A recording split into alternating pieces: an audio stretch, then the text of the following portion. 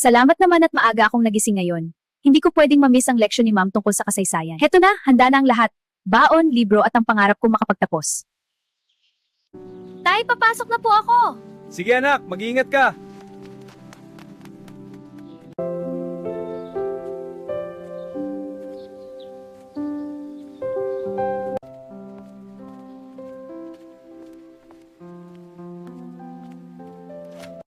Magandang umaga sa'yo, Joy. Magandang umaga din, Ella.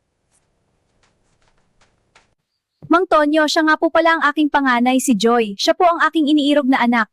Magandang araw sa iyo, Joy. Ako si Tonyo, kaibigan ako ng nanay mo. Aayusin natin ang petsa ng pag-iisang dibdib ninyo ng aking anak. Salamat Ano kaya ang pinag-uusapan ni na Inay at Itay kamag-anak ba namin yun?